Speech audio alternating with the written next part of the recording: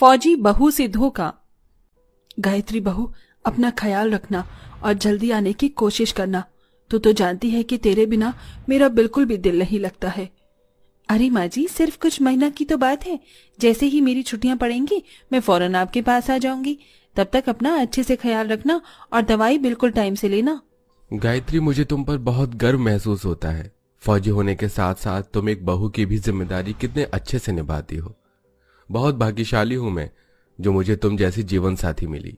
भाग्यशाली तो मैं हूँ कि मुझे इतना अच्छा ससुराल मिला, वरना आजकल तो शादियों के बाद बहू के सपनों को तो मार दिया जाता है और आप लोगों ने मेरे सपनों को उड़ान दी। गायत्री अपनी सास के पैर छूकर उनसे आशीर्वाद लेती है और फौजियों से भरी ट्रेन में बैठकर देश की जरूरत पर देश की रक्षा के लिए चली जाती है। फौजी होने की वजह से गायत्री को अपने ससुराल में वक्त बिताने का बहुत कम ही मौका मिलता था। गायत्री, कितने महीने हो गए तुम्हें सरहद पर गए हुए। कब आओगी? मुझे तुम्हारी बहुत याद आती है।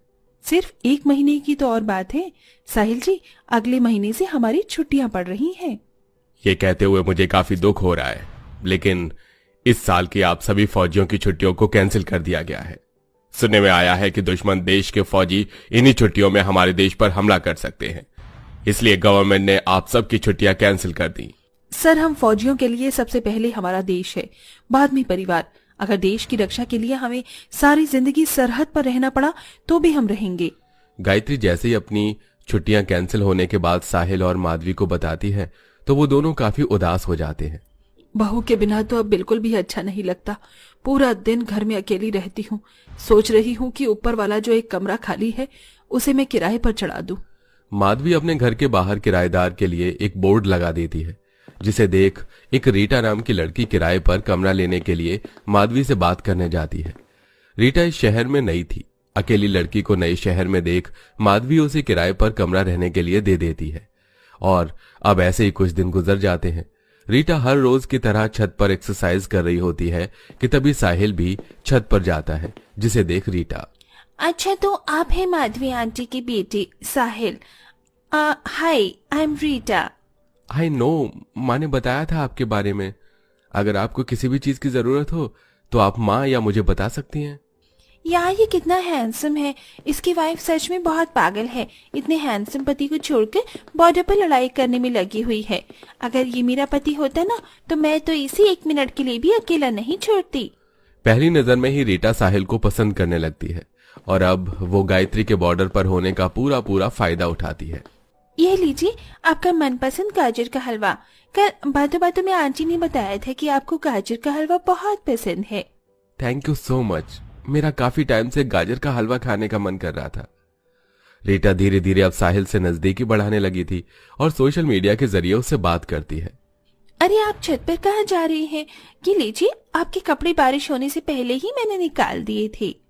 Thank you so much Rita. कल ये शर्ट मुझे ऑफिस मीटिंग में पहननी थी। रीटा के अच्छे स्वभाव के चलते साहिल भी अब धीरे धीरे रीटा की तरफ अट्रैक्ट होने लगा था। साहिल के ऑफिस के रास्ते में ही रीटा का भी ऑफिस पड़ता था, इसलिए अब अक्सर साहिल रीटा को ऑफिस छोड़ दिया करता था। चलो अच्छा हुआ आज इसकी माँ घर में नहीं है। आज मैं अपनी फाइनल प्लान को अंजाम दूंगी। रीटा सीढ़ियों के पास जाकर बैठ जाती है और जोर जोर से चिल्लाने लगती है, मेरी कमर। रीटा की चिल्लाने की आवाज सुन साहिल रीटा के पास आता है। आप ठीक तो है ना? वो मैं सीढ़ियों से उतर रही थी और अचानक मेरा पैर फिसल गया। साहिल रीटा को गोद में उठाता है और उसे उसके कमरे में ले जाकर बेड पर बिठा देता है और वहां से जाने लगता है कि तभी रीटा साहिल का हाथ पकड़ लेती है। साहिल, कहाँ जा रही हो? मुझे छोड़कर ऐसे मत जाओ। रीटा, मेरा हाथ छोड़ो। ये क्या कर रही हो तुम? मैं तुम्हें बहुत पसंद करती हूँ और मैं जानती हूँ कि तुम भी मुझे बहुत पसंद करती हो। बस अब ये दूरी और बर्दाश्त नहीं होती। रीटा साहिल को अपनी बातों में इस कदर फंसा लेती है कि साहिल अपनी फौजी पत्नी गायत्री के साथ किए हुए शादी के 7 वचनों को भूल जाता है। क्या बात है पतिदेव, 1 हफ्ता हो गया और आपने मुझे कोई कॉल नहीं किया। कहीं आप मेरी सौतन तो नहीं ले आए? नहीं गायत्री, ये तुम कैसी बातें कर रही हो? किसने कहा तुम्हें ये? अरे बस मैं तो मजाक कर रही थी। वैसे तुम्हारी छुट्टियों का क्या हुआ? ये वाली भी कैंसिल हो गई क्या? हाँ साहिल, ये वाली भी कैंसिल हो गई। अब लगता है कि अगले साल ही मिल पाएंगे हम दोनों। कोई बात नहीं, देश की रक्षा भी तो जरूरी है।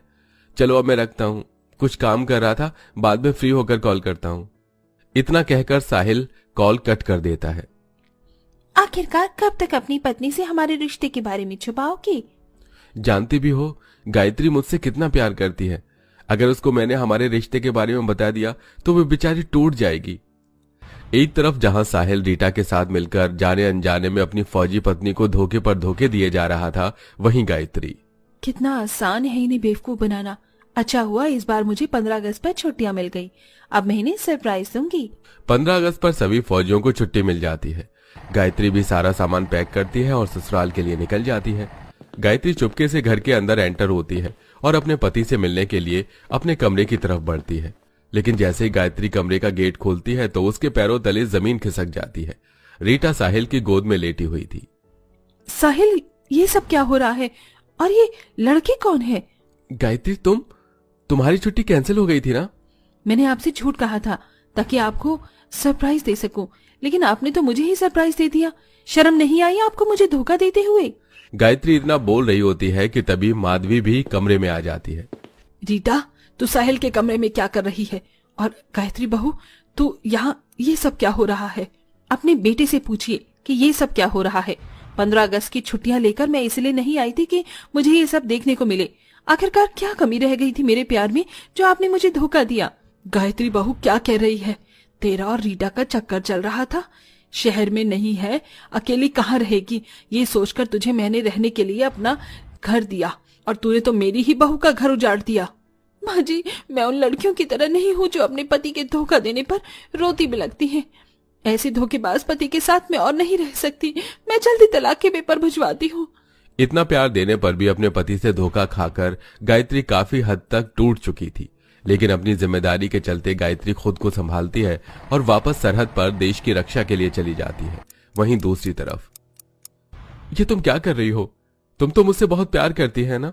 मुझसे शादी भी करना चाहती थी। हाँ, लेकिन अब नहीं। एक वक्त था जब तुम मुझे बहुत पसंद थे, पर अब मेरा मन तुमसे भर गया है, इसलिए अब मैं तुमसे शादी नहीं कर सकती और अब मैं तुम्हें और इस घर को छोड़कर जा रही हूँ। रीटा साहिल से सारे रिश्ते नाते तोड़कर हमेशा हमेशा के लिए चली जाती है। देखा तूने, जिस लड़की के लिए तूने मेरी फौजी बहू को धोखा दिया, उस लड़की ने तुझे छोड़ने में जरा भी वक्त नहीं लगाया। तूने जो मेरी बहू के साथ किया है ना, उसके लिए मैं तुझे कभी माफ नहीं करूंगी। रीटा के छोड़ जाने पर और अपनी माँ की बातें सुन साहिल को अपनी गलती का एहसास हो जाता है और अब ऐसे ही कुछ दिन गुजर जाते हैं। गायत्री को उसकी बहादुरी के लिए गवर्नमेंट की तरफ से पुरस्कार दिया जाता है, जो देश के सभी चैनल पर प्रसारित हो रहा था, जिसे माधवी और साहिल भी देख रहे होते हैं। मिस गायत्री जी, आपको आपकी बहादुरी के लिए सरकार की तरफ से इतना बड़ा पुरस्कार मिला है। आप इसका श्रेय किसे देना चाहेंगे? मैं सबसे पहले अपने सीरियस सोल्जर और कैप्टन उसको देना चाहूंगी, और साथ ही अपने पति को भी। शादी से पहले मेरा सपना फौजी बनने का था, लेकिन शादी हो जाने की वजह से मैं अपना सपना कहीं ना कहीं भूल गई थी। लेकिन मेरे पति के सपोर्ट से मैं आज फौजी बन पाई हूँ, इसलिए इस पुरस्कार पर उनका भी हक है। इतना बड़ा धोखा देने के बाद भी अपनी पत्नी के मुंह से अपने लिए ऐसे शब्द सुन साहिल की आंखों में आंसू आ जाते हैं और अब साहिल बिना देरी करे अपनी माँ के साथ गायत्री के पास जाता है। साहिल, माँ जी अब ठीक तो है ना? गायत्री, तुम देवी हो देवी। इतना बड़ा धोखा देने के बाद भी तुमने अपने कामयाबी में मेरा नाम लिया। मुझे माफ कर दो गायत्री, मुझसे बहुत बड़ी गलती हो गई।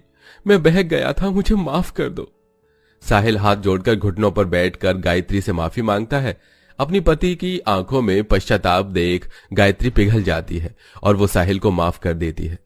गायत्री जब तक सरहद पर जंग लड़ती है तब तक साहिल गायत्री का इंतजार करता है और गायत्री के छुट्टियों में आने पर साहिल गायत्री के साथ अच्छा वक्त बिताता है।